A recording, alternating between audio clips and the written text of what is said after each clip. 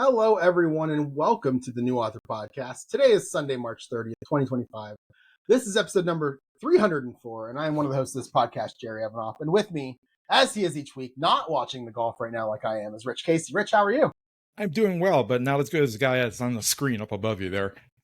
Oh, yeah, he's about to win his very first tournament ever. His sister's actually an LPGA professional, and she's on a plane right now, and she was sending Instagram messages to him saying, come on, win this thing. Oh. And it got tight at the end. He hit one in the water on 16, and that made it really tough. But anyway, yeah.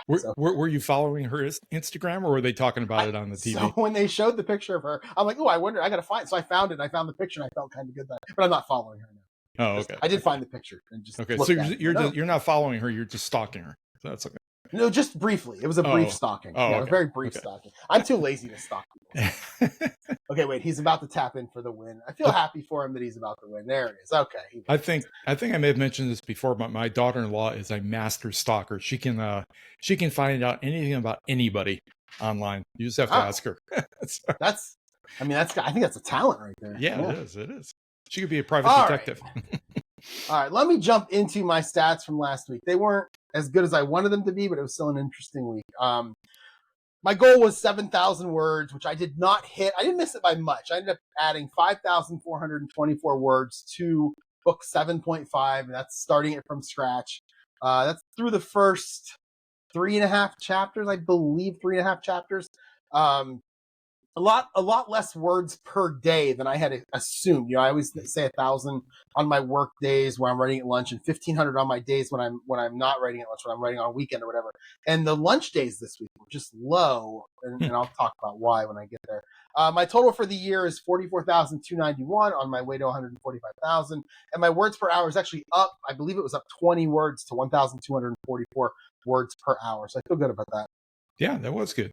And 44,000, a little bit over. It's you're going to be well over 145,000 words unless you just stop writing for a few months. That's probably what's going to happen because I have to start editing at some point. Well, that's true. And that's kind of what happened to me in March. I did edit 7 chapters this past week of the romance number 1, and I actually gained 2,231 words because I had forgotten that I had left a couple of places in that section of chapters with the little note needs more. So I after filling that in, the story is now back up to 62,891 words.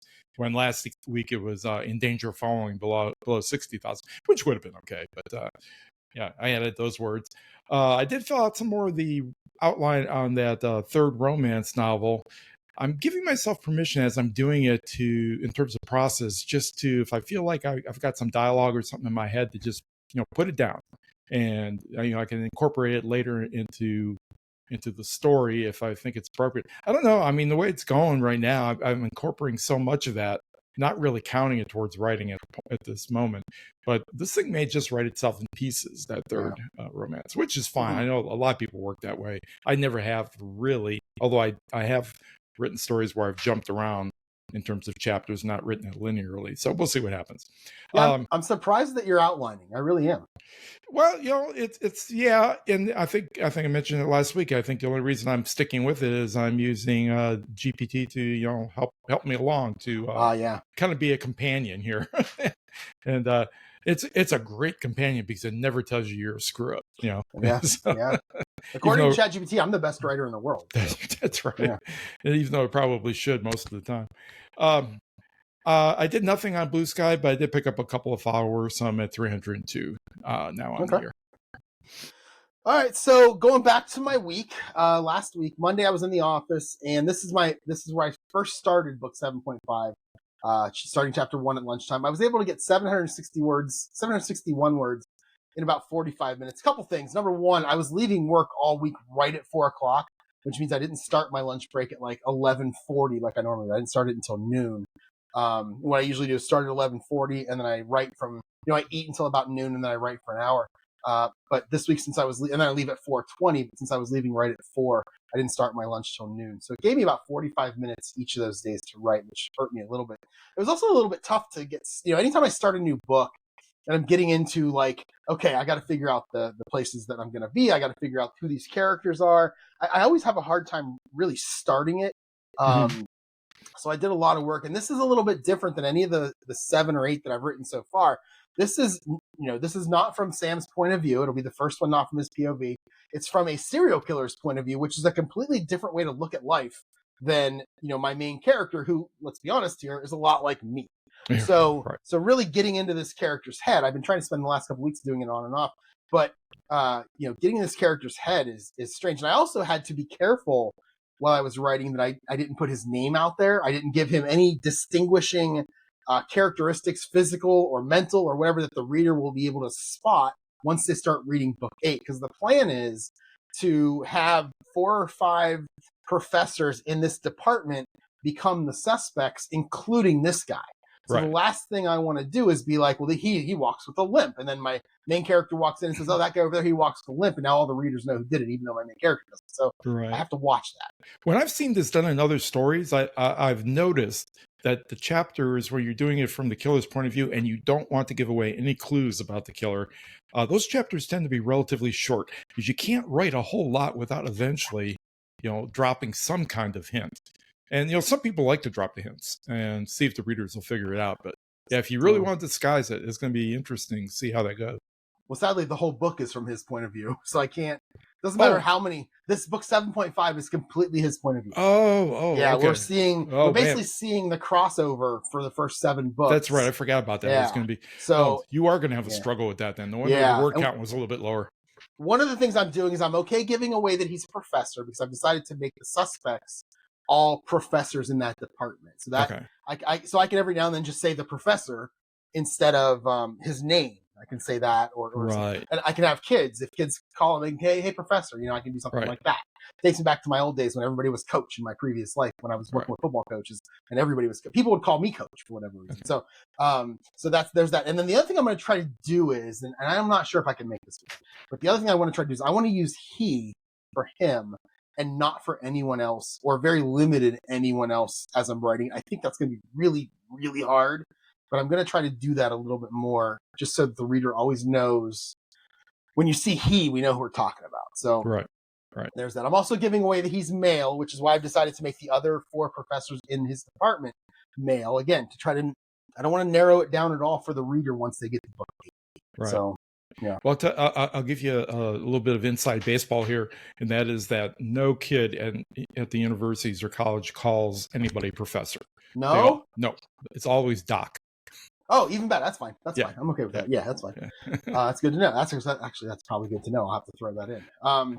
So I decided to have my I'm going to say my main character. It's the serial killer, my main character. I decided to have him sitting inside of a Mexican restaurant. It's very similar to the restaurant that I sit at when I go meet my friends from the old job, once every 6 or so 8 weeks. And they have outdoor seating there. So I've got him sitting kind of near a window. It's set up a little bit different, but I have him sitting near a window. And I decided to have the waitress actually speak Spanish to him.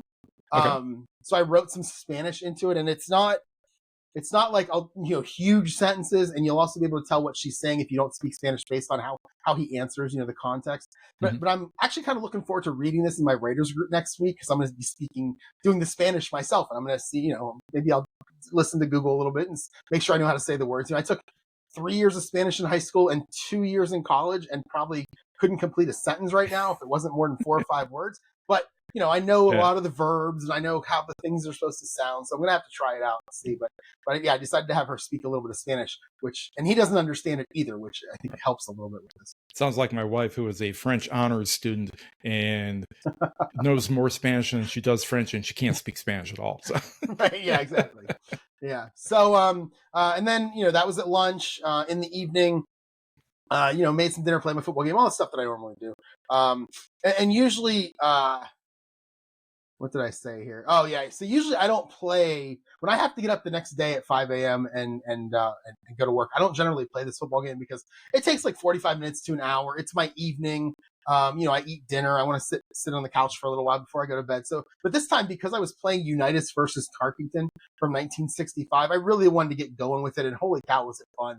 A lot of big plays and a lot of fun dice rolls. It was just a good time. I played 1/4 of it and I put it on YouTube.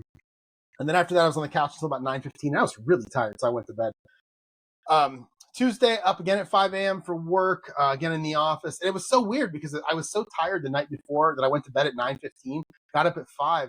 I was so tired in the morning. I don't know what was going on. I felt like I took a Tylenol PM accidentally, the way that I was feeling. It's spring fever. We've got it bad down here too. Oh, really? Oh, Yep. interesting. Yep. That's good to know. Again, those big yawns you have when you're tired. I ended up having, I get up and walk a couple of times. I ended up having a phone call with a coworker around 9:30 that actually seemed to wake me up a little bit, which was good. But again, I hope maybe that's what it was. Maybe we were right, because I don't know what else it was. My sleep's the same as it always is. So it's very strange. But at lunch, I did finish chapter 1. I wrote exactly 800 words for a total of 1,561. And this is a book that's going to have, I can think of 7 murders right off the top of my head in like 15 chapters. So what I'm trying to do is, like, the very first one, this one that happens in chapter 1, very detailed, descriptive. It's a close murder. But I don't want to do that for every one of them. I think that would kind of, like, no pun intended, overkill. So when we get to chapter 3 and 4, you set yourself up for that. Don't lie. I know. I just thought of it just now. That's how this mind works, Rich. So that one is very descriptive, but we get to the next one, we'll talk about it. Wednesday, nothing in the evening. Wednesday, I didn't end up going to the library at lunch. I actually worked through most of my lunch break on this day. And then in the evening, I was back to that basketball stats program that I talked about last week, playing around with that in ChatGPT. The logic was mostly there for this thing after Saturday, but after about 3 hours in the evening on Wednesday, I was pretty close to being done, and I was really happy with how it looks, because I don't really design stuff that's pretty, and this actually looks pretty good, and B, kind of how it operates, the machine behind it that does all the stats. But it was funny, when I was going through it on Saturday, the reason that I actually quit, that was like 6 hours on Saturday last week, and then another 3 hours Wednesday night. The reason I quit both times is because apparently with this O3 mini high ChatGPT model, I only get so many messages, and I didn't know that until Saturday when I ran out. And this is the one that, if you look at the description, it literally says really good at coding and logging. Well, yeah, It is. It's great at coding. Holy cow. So it happened to me again on Wednesday night. I just quit right in the middle of something, which was fine. And it told me that I wouldn't have any more until 12:34 the next day, which was 17 hours. I don't know why 17 hours. I don't know what that's about. It's within any 24-hour period, you're only allowed so many messages. But I hadn't really used it. I used it late. Oh, maybe I was on it at lunchtime, now that I think about it. Yeah. And maybe I was. And it's like a roll. This is just like what it was right in the very beginning. It was like a rolling 24 hours. So if you used up all your messages, you'd have to wait 24 hours. Then you would get, a certain number back or whatever. Right. So, yeah. So on Saturday, I didn't actually stop. I just flipped to a different model, and that model was it was just struggling as I was trying to use it. So this time on Wednesday night, I just stopped. I was like, hey, I'm in no hurry. There's no due date. I just work on this when I feel like it, and that'll be the end of it. So Thursday, I was back in the office, and at lunch, I began writing chapter 2, 911 words in about 45 minutes. It was funny. There's a woman who works there who I talk to every now and then, and she just walked past me where I was sitting to write, and she just looked over and she just goes, "How many?" And I just held up 2 hands, and I said 8. And she goes, "You're killing 8 people today?" And I go, "Oh no, I thought you meant for the whole book." Oh, okay. Yeah. So no, I said no. Today, I'm just planning them. I'm not actually doing it. And anybody who didn't know that I was writing would probably that could have been taken out of context. So did you have short lunches for writing all week, or? Yeah. What changed? Why have you changed your routine? Oh, just this week I was leaving at 4 every day. Oh, okay. That's all. Yeah, Monday, Tuesday, and Thursday I was leaving the house at 4, or leaving work at 4. There was no reason for me to stay those days. We don't need to get into why. Okay. Yeah.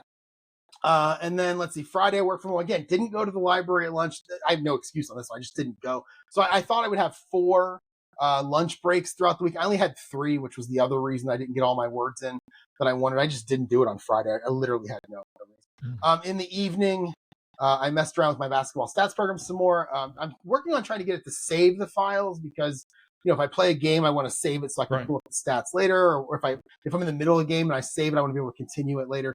And the way that I programmed this thing was not the best way to do it in terms of saving files. I was using text files. You do that for a Windows program or a local program on your computer, not for a web program. Right. I just didn't think it through when I was doing it. So Saturday morning, I kind of decided that I needed to use a database. So when I got up, before I went to Chick-fil-A, I got up in the morning pretty early, and I decided I needed to use a database, but I wanted to avoid SQL. I know SQL, and it's a it's not complicated. It just feels like it's complicated to set up, and I just didn't want to deal with any of that. So I went to ChatGPT and I just said, hey, listen, I need to change this over so we're using a database, this basketball stats program, but I don't want to use SQL. And then for whatever reason, I decided I had to tell it that I knew SQL. I don't know why I told it that. Like I was like, I don't want to use SQL, but I know it, but I just don't want to use it. And it gave me a whole bunch of options, and one of them is called MongoDB, which I had heard of, but I had no idea what it was, how it worked. And it turns out it's kind of the same as what I was doing with files. It holds the files in a structure, and it makes them easily indexed and searched and all that stuff. So I started to switch over to that. But this is the kind of thing that would make me quit doing this. I don't know how you are, but whenever I'm just doing something that I'm just doing it for myself, I'm enjoying it, there's really no payoff other than maybe it's something I'll use once or twice. When it gets to the point where it becomes like hard, I'm like, yeah, okay, I'm done. I mean, I've done that so many times in my life with things. And this is the kind of thing that I would quit, although I did keep going, strangely enough. Yeah, especially if you're trying to use something that you haven't used before. I mean, that makes it even more difficult. Yeah, absolutely. And I'm like, I'm too old to learn new stuff. I'm good. So anyway, so I went to Chick-fil-A after that, finished chapter 2.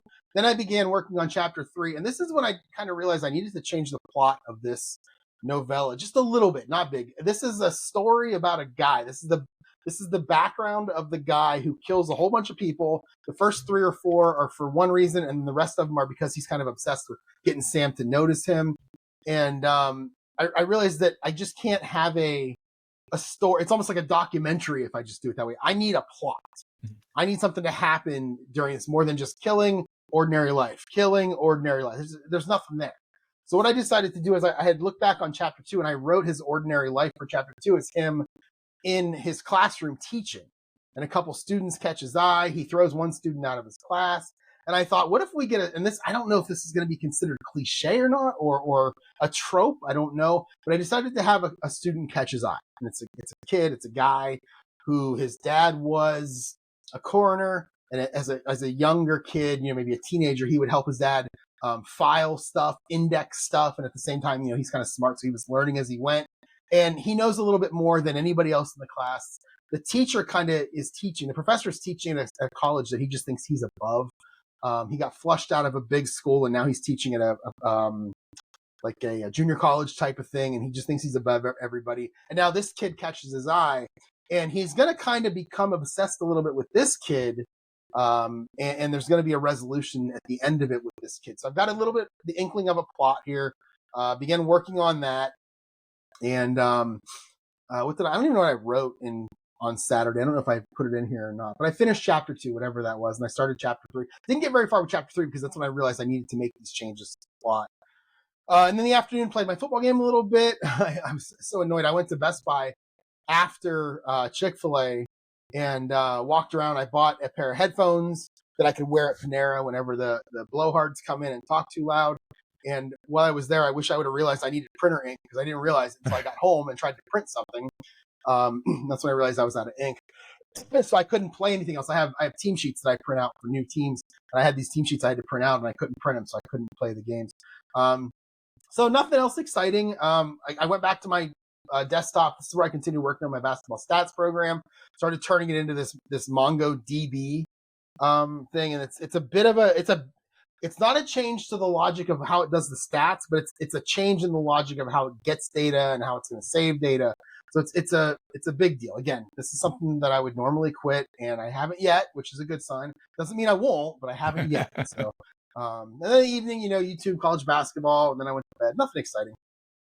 This morning, up and off the Panera, I worked on the second scene of chapter 3, and this is after he teaches the students.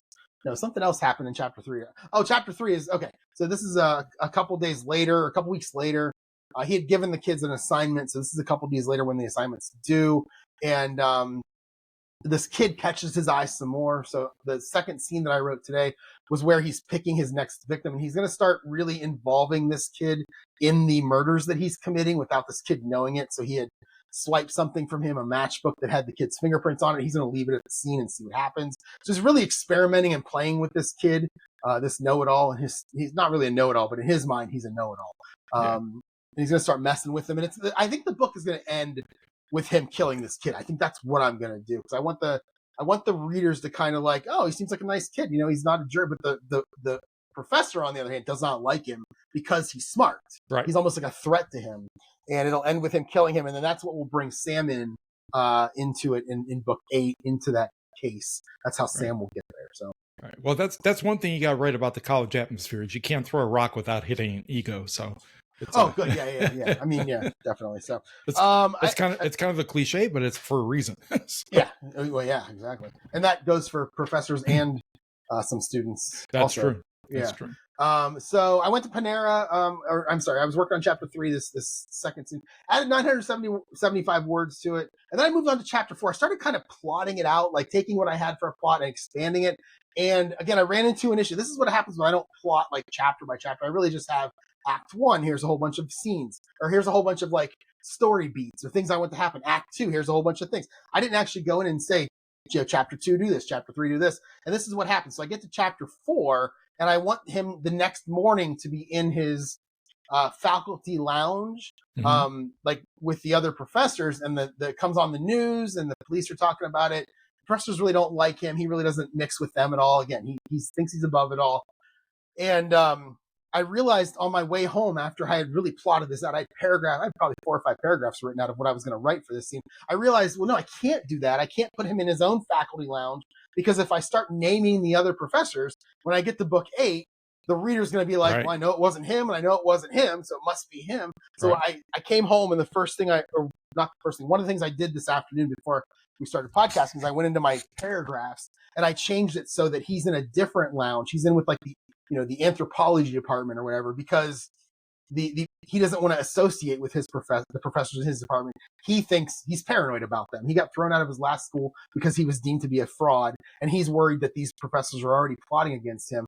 Again, this is kind of a mental thing that he's got going on. So he doesn't associate with him. He stays in a different department's lounge. The news comes on. The women in there try to talk to him, and he's like a short with them, but not in a mean way. He just doesn't really talk to them. As the news is playing this murder case that he committed the previous night. Yeah. And, played my football game. I watched some golf. I watched some college basketball. Just a typical Sunday. Did my dishes, went to the grocery store, paid some bills. I actually feel good right now. I had a good day today in terms of just getting stuff done. So I feel good about it. Well, it sounds like that was pretty much it. Sounds like you had a pretty good week overall, really. And I've already got my pajamas on. So. Oh, yeah. Perfect. Yeah, I'm ready. I'm ready for the evening now. Is it chilly there, or is it? No. Oh, okay. It's like 65 degrees. 65. Oh, okay. My phone says. Yeah, but that's okay. It's 86 here right now. I was just wondering because they look like flannel pajamas. So they are. Oh, okay. They are. Yeah. That's okay. just because they're comfy. Yeah, exactly. Well, my week, Monday through Wednesday, I tell you what, it was a nightmare in terms of work. We were deeply shorthanded. People were just not coming in for whatever reason, probably because the weather was getting nice and people are just staying home and doing whatever they want to do, which, kind of spoiler, that happened to me later in the week. And I've been there long enough now that I've got more than one patron who comes in frequently they're difficult. And I try to play nice with everybody and to help everybody as much as I can and spend as much time with them. But I've got a couple of people who come in, they come directly to me, and they've got into their head that I'm there just to help them, no matter how busy we are. So I found myself in a position, which I really hate to be, of kind of backing off from showing how much I know about the problem they're having and can help fix it.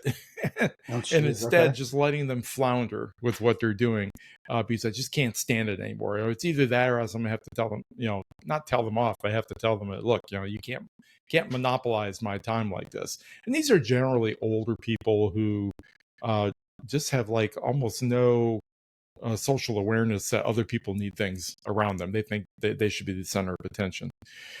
And so between that, the stress of that, and having to actually be on the public desk all day because people weren't coming in, I was just exhausted by the time I got home each of those days. Didn't have time to write during the day. Didn't feel like writing when I got home. The best I could really do is scrape together a dinner for us and then just kind of sit and vegetate in front of the either my computer screen, looking at YouTube, or TV screen, watching some shows. The only real upside to those days is that both Monday and Wednesday, I was able to get to the gym, do some lifting. And it's probably the only thing that kept me from killing somebody, actually, is, to work off some of that steam that that aggression I out built right up. there. Yeah. So as a result, Thursday, I woke up, I rolled over to turn off the alarm and just said, nope. And so I texted in and told them I wasn't coming in today. So they're going to have to figure out how to fill my shoes like they were trying to fill everybody else's. Right. And my plan that day was to go back to sleep, but for some reason I couldn't. Probably because I was feeling guilty, which tells you a lot about my psyche. So I got up and I ate breakfast and started editing. And I just kept on going. And that's when I managed to get that 2,200 plus words. Was on Thursday morning and early afternoon. It was just a roll. So I just kept on going with it. I knocked off around mid-afternoon, had some lunch, and then went outside and puttered around in the garden. I was both harvesting and planting. We've really been gorging on the garden recently. Our kale is coming in full bore, so are the sugar snap peas, and now the pak choy, which is a Chinese cabbage, is coming in as well. So we're eating just lots of stir fries, lots of salads. I even managed to harvest some potatoes during the week, which were really, really unbelievably good. They're unbelievably creamy once we boiled them and put a bunch of butter on them. Of course, almost everything is good with butter and salt. So, so that made them even better. But it was nice to harvest the first ones. They were small, so I've got 9 more grow bags full of potatoes. Probably going to have to leave them for another month or so to get them bigger. I did manage to also get the first round of string beans and pumpkins in the ground and staked out a new garden in our back 40 behind the greenhouse, where I'll start experimenting with, see what grows best back there. It only gets morning sun, so it's in shade most of the day. My thought is that we get so hot here in the summer that I could grow almost anything that tends to wilt in the sun back there, like cucumbers and things like that, just because they'll be getting a little bit of relief during most of the day. Knocked off around dark, had some dinner, and then just went to bed shortly after that. It's probably Thursday was the most productive day I've had in all month for sure, both in terms of writing and in terms of getting a lot done outside. It's funny that you said you couldn't sleep, and then that's you could tell how your psyche about not going to work. Right. When I was in my last 2 years at Kent State, when I was living an hour from campus, I would wake up in the morning and be like, oh, it's going to rain today. I'm not going. I skipped so many classes in my last 2 years. But every single time I did it, I would always look at the clock during the time the class was going on and just pray for the end of it. So that I'm like, okay, now that they're not noticing that I'm not there. Okay. So from like 1:10 to 2 o'clock, I'd just be looking at the clock going, okay, I'm skipping this class right now. I feel guilty. But yeah, so I kind of do know what you're going through. I was so bad when I was in college about not going to class, especially probably the last year or so, 2 years. Because I would get the books at the beginning of the semester. I would read the books, the textbooks. I'd probably have them all done within the first month. And then it was like, you go to class and you realize that they're just going over what's in the book. Why go? So yeah, I was a really bad student. So was I. My last 2 years. Terrible. Friday through Saturday, I really wanted to stay home, but I decided I know I got to save some of that vacation time for later in the year, especially when I go out to Los Angeles in June. But luckily, the library was much quieter than it had been earlier in the week. So I was able to juggle working on the public desk, getting a bunch of blurbs done I got 2 displays I'm going to be putting out in April, a total of 60 books. So I have to work up 60 blurbs for those books. And then I also had time to work on the Romance 3 outline on Friday and Saturday. And I also managed to get to the gym on Friday, which means I've actually gone 6 times in the last 2 weeks, which is just about what I wanted to do. In fact, it was exactly what I wanted to do for the first couple of weeks of getting back to the gym. I'm right now, as I'm sitting here, feel like the soreness that you get the first couple of weeks when you go back has pretty much gone away. So this coming week, I'm going to up it to 4 times a week. The idea would be on a normal work week when I'm working Monday through Friday, which is not normal. It's just something that happens every now and then, every 2 weeks for me. That I would go Monday, Tuesday, and then Thursday, Friday with a Wednesday break. My evenings were spent lounging around. We've been, as I've mentioned before, catching up on the new season of Mallorca Files. Mallorca Files. And I think we're about halfway through those. But we picked up a new one too. And I don't know if you've seen it on BritBox or not, but it's called Ludwig. It's really good. Yeah, it's a murder mystery story. It's got an overarching disappearance of a father, the brother of this Ludwig. And both of these the Ludwig and his brother, whose name is James. I don't know how a parent names one kid James and the other one Ludwig. That doesn't make any sense. But they were both grew up as puzzle experts, and James went into law enforcement. He's a chief detective, and Ludwig is a master crossword puzzle maker for newspapers and stuff. But they were identical twins. So James has disappeared. Oh. His wife has asked Ludwig, who apparently Ludwig had a crush on when he was young, it's coming out, to help find out what happened to James, and to do it by impersonating James at the police department.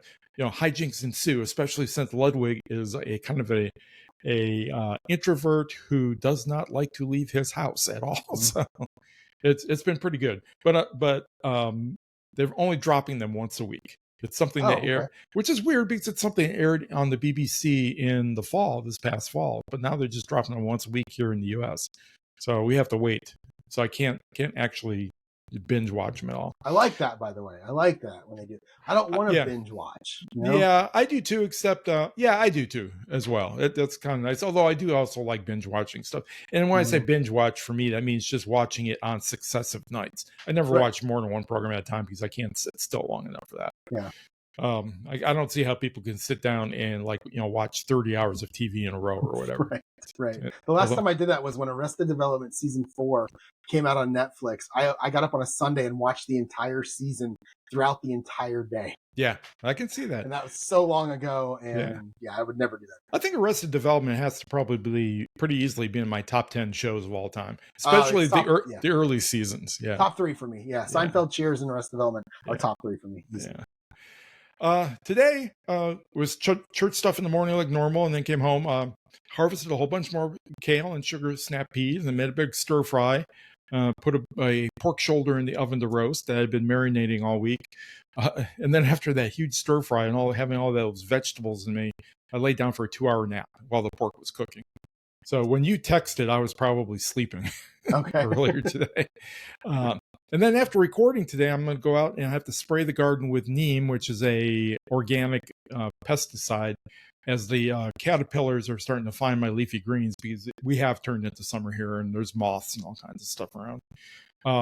And I may even get up the motivation to cut a limb that fell in our garden not in the garden, but in the yard last night out of one of our huge pecan trees in the back, because we had some wind with a storm that came through last night. We had 2 inches of rain and some wind, which is why, even though we're 85 today, it feels more like 95 or 100 because the humidity is so high right now.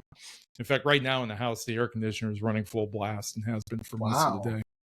Mine doesn't work right now. My air conditioner doesn't work right now. I don't know why. Well, you may not have to worry about it. You never know. Yeah. With Ohio, you could have one of those summers when it's cold all the time. Yeah, we've got a couple more weeks at least of like 50s being our high. That's it, with rain. Yeah. So. Yeah, I don't know if I'm going to get out there to do a pecan tree or not. One, because it's hot, and number 2, because it sounds like a lot of work. I'm not sure. It just sounds nuts. Yeah, especially on a day pecan tree, though? On a Sunday, No, pecan tree, though. Pecan tree, it's nuts. Get it? Oh, I get it, yes. That's the brain. That's the brain right there. Yep. That's the brain, Rich. That's why you're a writer. That's right. I thought I'd do a quick first quarter roundup since we're at the end of the first quarter of the year. So far for this year, I've written 60,267 words, or roughly 30% of my 200,000 word goal for the year. But I noticed, just as I was jotting down these notes before we started recording, is that I hadn't written any new words in March at all, or at least none that I actually recorded. I think I may have written some new words, a couple hundred here, a couple hundred there, as I've been editing, but I never recorded them. So I just have to say that I'm at the 60,000 plus right now, still on track to meet that goal pretty easily. But I'll have to get this editing wrapped up in early April and start writing on that romance number 3, or else I'm going to fall behind by the end of April. I'm way behind on the Blue Sky follower thing. I think I ultimately, after some back and forth of getting rid of bots and all that stuff, I think I landed on trying to hit 1,500 followers for the year. I'm only at 302. I'm never going to make that 1,500 goal. Unless something weird happens, like something I post goes viral. But in order for that to happen, I actually have to post something, which is the other part that probably won't happen. In terms of my weight loss, I'm right on track. I'm down 6 pounds in the plus or minus a little bit in the first quarter, depends on the day, which is basically 1/4 of what I wanted to lose, which is 25 pounds for the year. So I'm doing that pretty well. I'd probably be down a lot more if I hadn't eaten 3 packages of Chips Ahoy cookies at work in the last 2 weeks. They had them on sale, and for some reason I was hungry when I went to the store. I bought 3 packages, had them all in at work, and ate them all. I did share some with some of my coworkers, just to build some goodwill. But those are so good. Yeah, and there's nothing new in my running list of future things to do. Yeah, mine either. The Instagram ad, and again, I'm still coming across those. It's great seeing what other people are doing. All you have to do is click one, and then Instagram just thinks you absolutely love them, and it shows them to you all the time, which is I'm very happy about. And do the drawings. Not much of anything for me this week in terms of my addicted to. I will say, in terms of my first half roundup, I've written, I think I said 40 some odd thousand words so far. 44 plus. So I think I'm like 30% of the way through, and we're only 25% of the way through the year. So I'm ahead of that. It's just like you are. Yeah. And the goal was to write 2 novels and a novella, and I'm right in the middle of this novella right now. And then the 2 novels will finish, and that'll actually finish me in terms of the first drafts, and I can go back and start working on 2. And I'm going to do what we talked about last week with, my whole question about what James Blatch's reply to me in the email talked about, which was I'll go ahead and edit book 2, edit book 3, get them out there, and then go back and get that prequel novella out there everywhere for people. That way they'll have 3 books to go through. If they want. Then I'll go back to book 4 and just work on editing through there. So right. So again, nothing in terms of addicted to, but that's my little update. Same thing with me. I have no real addiction. It could have been Ludwig if they had dropped more episodes, but they didn't.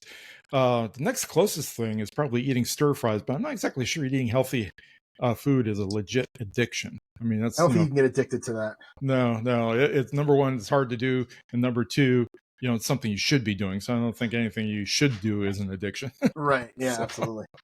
Okay, so coming up this week's a weird week for me for a couple different reasons. I was talking to the boss's boss, so that's our CIO, last week, and he kind of said that Thursdays in the office for us really aren't mandatory anymore. That was IT's mandatory day in the office was Thursday, which means I always had to plan my weeks around, Monday, Tuesday, Thursday, Tuesday, Wednesday, Thursday, that kind of thing. I couldn't just do what I wanted. He said they're preferred, but not mandatory. So, if anything happens and I just want to change it to Monday, Tuesday, Wednesday to get it over with, that's what I'm going to do. And that's what I'm going to do this week and next week. This sounds like one of those trick things that bosses do. It's not mandatory, it's preferred, but in the back of their mind, they're going, if you don't come in, I'm going to use you as on the short list of people to lay off when the time comes. Yeah. I hope not. I think I do a pretty good job. I don't know. Anyway, so this week I'm going to go on a Monday, Tuesday, Wednesday, but this week's going to be a little bit different because we have a whole bunch of people from all over the world coming in, and they're doing planning meetings. Now, I don't expect to be part of the planning meetings because they basically plan stuff and then tell me what to do, which I'm okay with that. But there are going to be lunches that I might be a part of, and there's going to be a dinner that I have to. Well, I don't have to be a part of, but I have to be a part of. That right there is the thing you were just talking about in terms of probably I don't have to go, but I probably should just for my career. So this company has a worldwide footprint? Yeah. Oh, yeah, okay. Dozens and dozens and dozens of countries that we are in. Yeah. Oh, really? Wow. Yeah. And you never have to interface with programmers in other countries? Oh, every meeting, every day. I have a 1:30 meeting. So I have a 1:30 meeting. It's our stand-up meeting where all of the people on the on our side, there's 2 sides of the house. I'm on the CH side, there's a DS side, and there's really only 2 of us that are in Cleveland. There's 1 in India, 1 in New Zealand, I believe. There's 1 in Texas, 2 in California, 1 in Toronto. Is that everybody?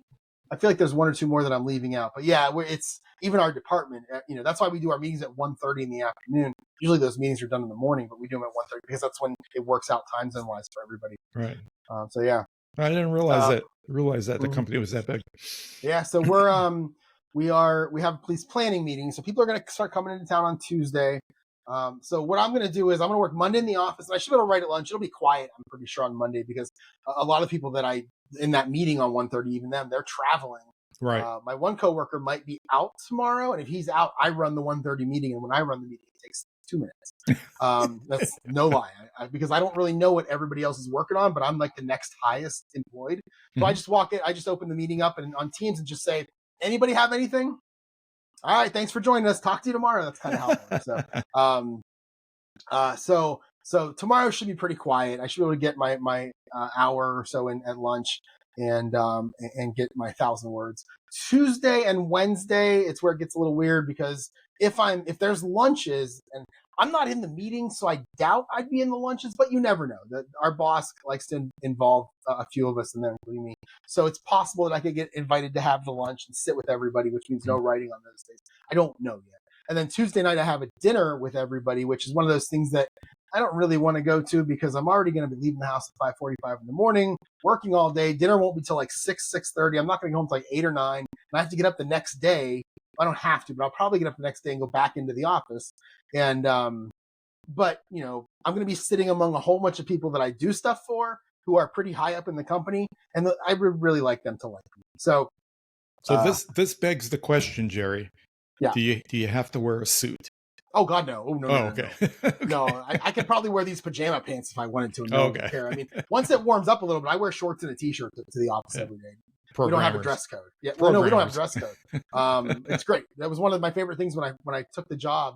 After I agreed to it, I was reading some of the rules and it said dress code, whatever you want. And on my first day, I walked in and there's a vice president wearing shorts, like jogging shorts and a jogging t-shirt. Like he had just come from working out. And I'm like, I told him not too long ago, I'm so glad you were dressed like that because now I can dress like that. That was going to be my next question. Does the CIO wear a suit or not?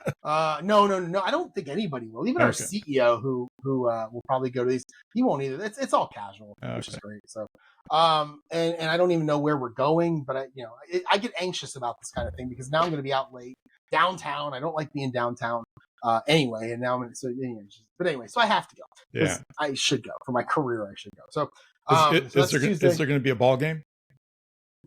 No. Okay. Because that would be a mess. They're out for, unless the basketball team plays. They played today. They might. I'm gonna have to look while we're talking now. They might play Tuesday night. I was thinking more about the Guardians, but no, they're away for like the first 2 weeks of the season. Oh, okay. So yeah, definitely not them. I guess that makes sense. Nobody wants to play in Cleveland. No, early in the year. Oh, so yeah, the Cavaliers don't play either, so it works out. So there's no sports on that night. So that's good. Ooh, I'm glad that you had me check. That's good. Yeah. I feel better about that. So that'll be Tuesday, and then Wednesday again. Planning meetings happening Wednesday also. So I don't know if lunch is affected or not. If it is affected, then I won't be able to write on those days. But I think I'll be able to. I'm pretty confident that I'll be able to. We'll just see how it goes. Thursday and Friday I'll work from home both days, and if I'm not able to write Tuesday and Wednesday, I'll definitely get to the library at least Thursday, and I'll try to hit Thursday and Friday. I'll basically use Thursday and Friday to make up for whatever days I don't get to write Tuesday and Wednesday. So if I write Tuesday and Wednesday, I may not go to the library at all this week. We'll see. Because maybe Thursday wouldn't be too bad, but we'll see. So then Saturday and Sunday, I still haven't heard anything yet about the golf course. As soon as it opens, we'll start golfing. But it's gonna be rainy all week. It's gonna be in the 50s, and that golf course seems to be at the lowest point in the universe. So they might still have snow up there. Who knows? So I doubt this weekend will start, but you never know. Either way, I'll either write in the morning and then run all my errands in the afternoon and play my football game and all the stuff that I do, or I'll golf in the morning and then write in the afternoon and then try to get some of my errands done in the evenings. And that's about how it is. So in terms of my goal, I'm going to base it right now on 4 writing days. Monday, Thursday, I'm going to go with Monday at work at lunch, Thursday at lunch at the library, and then Saturday and Sunday morning. So that'd be a total of 5,000 words that I'm going to try to get. It could end up being more if I'm able to write Tuesday and Wednesday and I go to the library Thursday. We'll see. But that's kind of where we're at. And I made it, Rich. I made it 1 week in a row without taking a half a day on Friday. The goal is 13 weeks in a row. And so far I'm 1 in. So yeah, that's pretty good. It was rough. It was rough. Well, after this coming week, it'll test your patience to do it. Probably. Yeah, absolutely. When it's just a normal week and I could be like, I could take a day off or half a day. But yeah, definitely. After all this peopling, you're going to want to take some time off. Oh, yeah. My coming week, I work Monday through Thursday at the library, so I'll be stuffing editing and writing time into whatever empty slots I get. Evenings are be devoted to garden maintenance like they are this time of year, and I'll try to go to the gym at lunch on all 4 days, probably Monday through Thursday, 4 days in a row. We'll see if I actually end up doing that. Usually after about the second or third day, it's like, man, my body needs a break. It depends on how, if my problem is at the gym, and this has always been my problem, and my wife gets on me all the time, is that I don't know how to go to the gym and do 80%. I do 100% every time. So I usually do have a lot of muscle soreness. But we'll see what happens.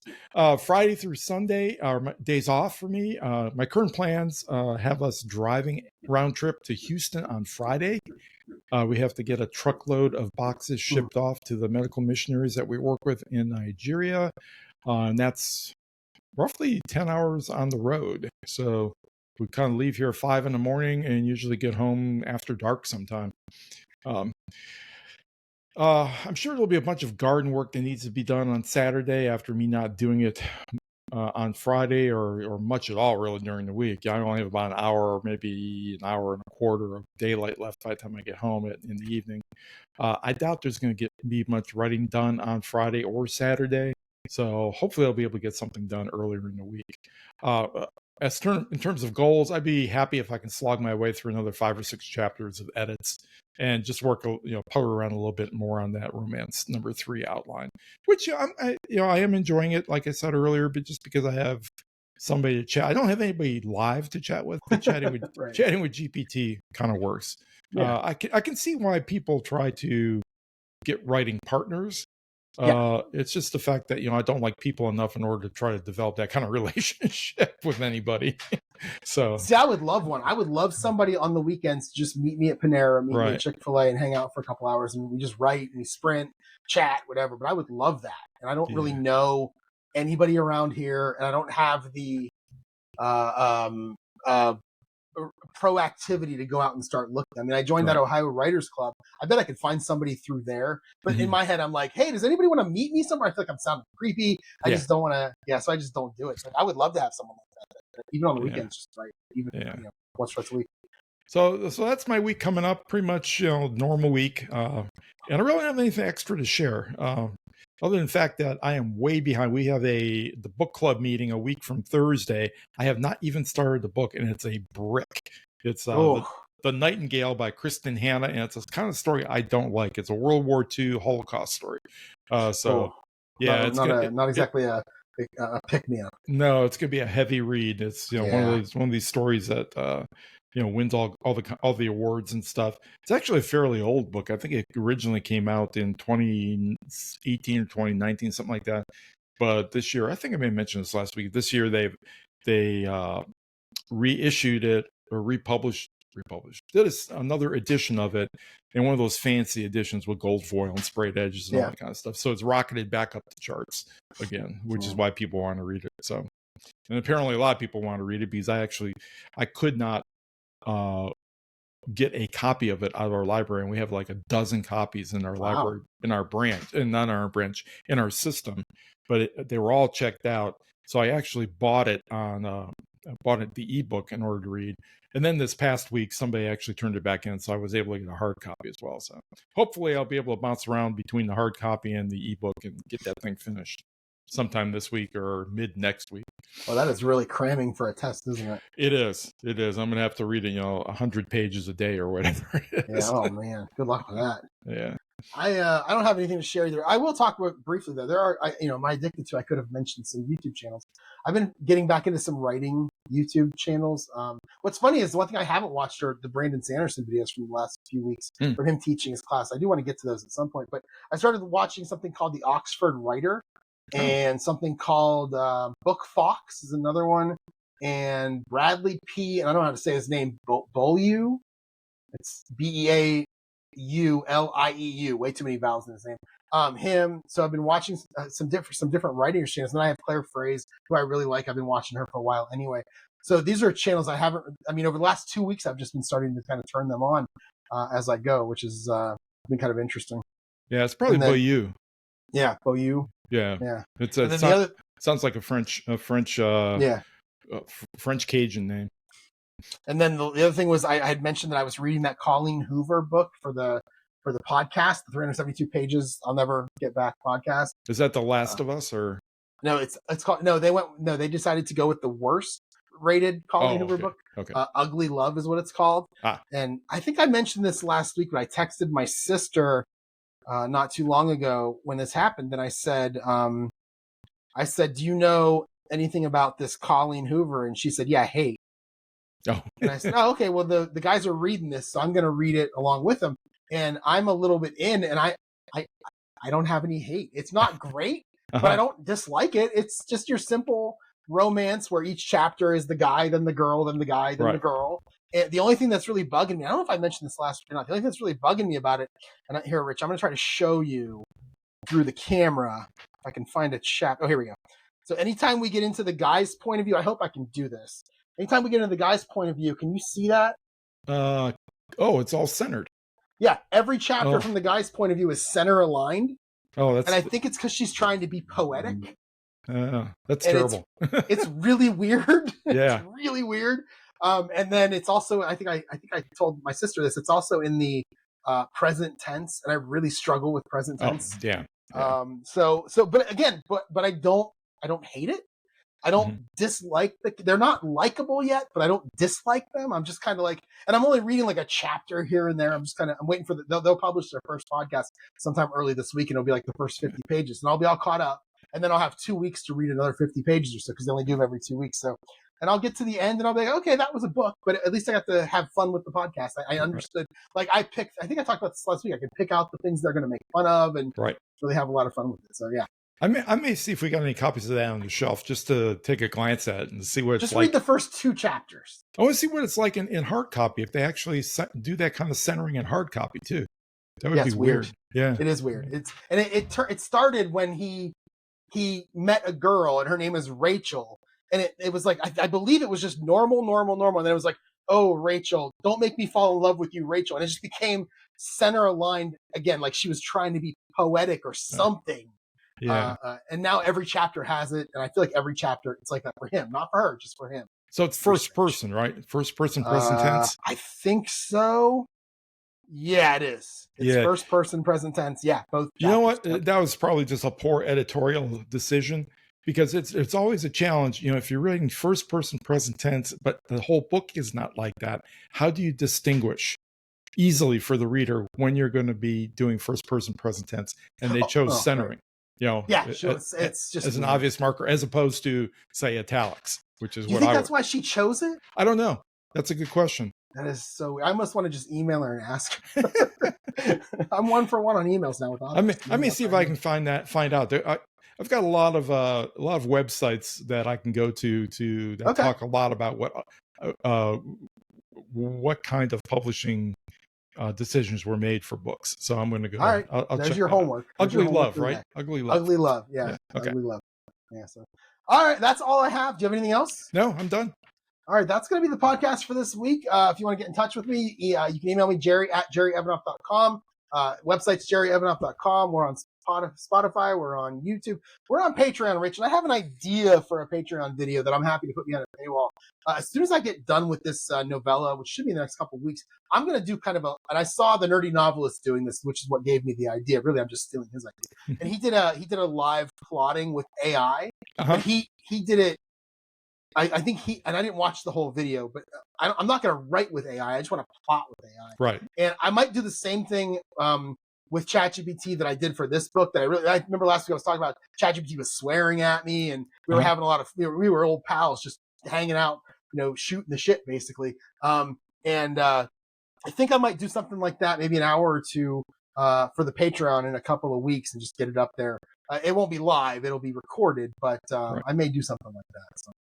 I was thinking about this, not for the Patreon, but now that you mentioned it, might be a great thing. I was going to try to use, I think I mentioned last week that one of the best LLMs for writing not safe for work dialogue is, or writing is Mythomax, I believe it's called.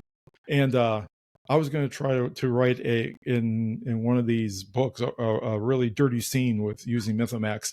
So maybe I'll do that in conjunction with Mythomax, and we put that behind the paywall. There you go. Yeah. I'm happy to. I love the idea of doing some of this extra stuff and throwing it up there for if anybody wants to go ahead and watch it or listen. So, yeah, definitely. That'd be interesting. That would be interesting. It reminds me of, again, I'll go back to 372 Pages podcast when, Mike Nelson, who is in his mid 50s, and Connor Listoka, who is probably, sometime maybe in his late 30s, something like that. And one of the books they chose early on was The Mister, which was, what's her name? The 50 Shades of Grey lady. Oh. She wrote a book called The Mister, and it's terrible. And they opened up one of the podcasts with just a couple of middle-aged men reading a dirty book.